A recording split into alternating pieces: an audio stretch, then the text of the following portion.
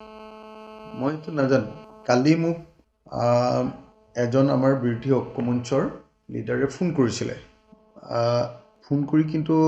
তেখেতে জনাইছিলে যে তেখেতক কংগ্ৰেছৰ পিনৰ পৰা 24 তাৰিখে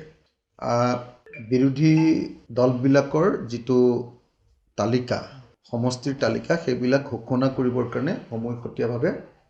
সংবাদ মাধ্যমৰ সন্মুখত ঘোষণা কৰিবৰ কাৰণে নিমন্ত্ৰণ কৰা বুলি ক'লে লগতে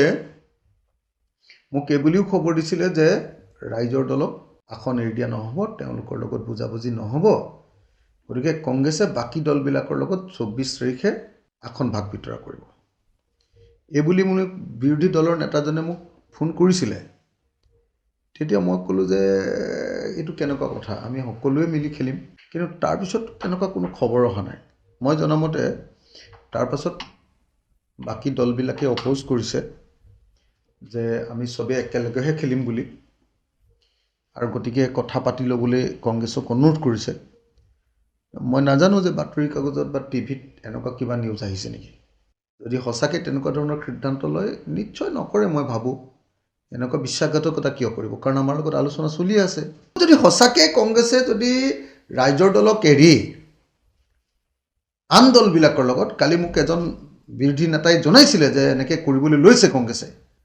কিন্তু তাৰপিছততো তেওঁলোকে জনালে যে নাই আমি কোনো পধ্যে নাযাওঁ তেনেকৈ আমি একেলগেহে যাম আৰু বিৰোধী ঐক্যমঞ্চ এবাৰ হ'বই লাগিব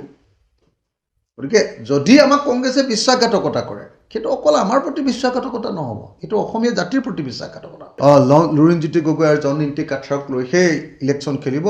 ৰাইজৰ দলক এৰি দিব এই বুলি যদিও কৈছে মই বিশ্বাস কৰা নাই মই নাভাবোঁ যে কংগ্ৰেছে বিশ্বাসঘাতকতা কৰিব মই নাভাবোঁ যে কংগ্ৰেছক অসমৰ ৰাইজে এই কাম কৰিবলৈ দিব মই নাভাবোঁ যে কংগ্ৰেছক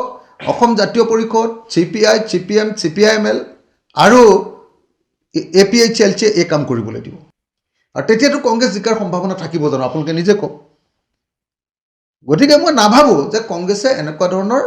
এটা খৰতকীয়া সিদ্ধান্ত ল'ব এনেকুৱা ধৰণৰ এটা হঠকাৰী সিদ্ধান্ত ল'ব বুলি মই নাভাবোঁৱেই এটা মানে অধ্যসত্য বাতৰি এটা যাতে আপোনালোকে প্ৰচাৰ নকৰে এইটো কিন্তু হয় যে কংগ্ৰেছে কালি কোনোবা দলক কৈছিলে যে 24 তাৰিখে আমি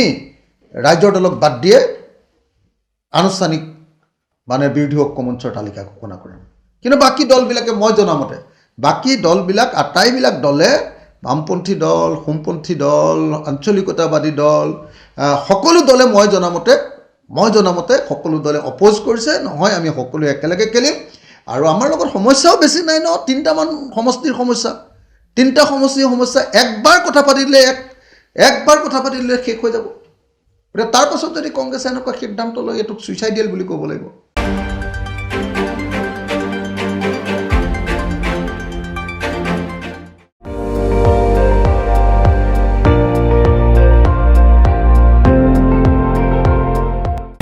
আপুনি চাই আছে ND24 সৰ্বশ্ৰেষ্ঠ নহয় সৰ্বোত্তমৰ দৌৰত